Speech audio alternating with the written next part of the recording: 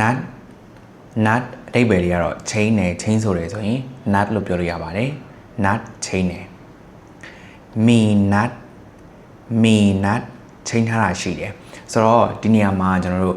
တခုခုကိုပေါ့နော်မအားလို့เนาะအကြမ်းပြချက်တခုခုပေါ့ chain ထားတာရှိတယ်လို့ပြောချင်တယ်ဆိုရင် me nut လို့ပြောလိုက်လို့ရပါတယ်မင်္ဂလိပ်ဆိုရင် me nut car ပြောလို့ဆိုရင် me nut car ဆိုရင်ရပြီเนาะ me nut chain ထားတာရှိပါတယ် me nut one knee me nut one knee အစ်စ်ပေါ်လာတဲ့ one knee ရဲ့အဓိပ္ပာယ်ဒီနေ့အဲ့တော့ me nut one knee ဒီနေ့ chain ထားတာရှိတယ် me nut one knee တော်ညင် me nut one knee အပေါ်မှာဒီထိပါပြီးသားเนาะဒီစကားမှာပါပြီးသားအစ်စ်ပေါ်လာတဲ့စကားလုံးတော်ညင်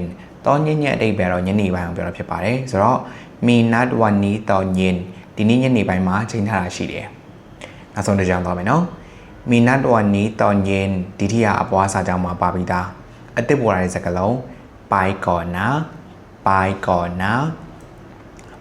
ရဲ့အဓိပ္ပာယ်ကအရင်သွားနေတော့မယ်နော်သို့မဟုတ်သွားနေပြီနော်ဆိုတဲ့အဓိပ္ပာယ်ဖြစ်ပါတယ် by corner ဒါဆိုလို့ရှိရင် me nut one knee တောင်းညင်နဲ့ပေါင်းလိုက်မယ်ဆိုရင် me nut one knee တောင်းညင် by corner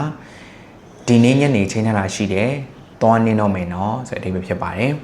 အဲ့တော့ဆိုတဲ့အခါမှာကျွန်တော်တို့ဒီတကြောင်လုံးကြီးစာချက်ထားသလိုမျိုးဆိုလို့မရအောင်เนาะဥပမာ me nut one knee တောင်းညင် by corner အဲ့လိုမျိုးမရအောင်เนาะသူ့အဖြတ်တောင်းနေသူဆိုပြရမယ် me nut one knee တောင်းညင် by corner အဲ့လိုလေးပြောပြရမယ်เนาะ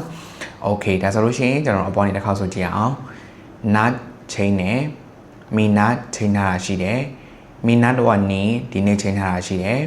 me nut one knee တောင်းညင်ညနေပိုင်းမှာဒီညနေပိုင်းမှာ chain ထားတာရှိတယ် me nut one knee တောင်းညင် by corner me nut one knee တောင်းညင် by corner ဒီနေ့ညနေ chain ထားတာရှိလို့သွားနေတော့မယ်เนาะသို့မဟုတ်ဒီညနေ chain ထားတာရှိတယ်သွားနေတော့မယ်เนาะသွားနေပြီเนาะဆိုတဲ့အဓိပ္ပာယ်ဖြစ်ပါတယ်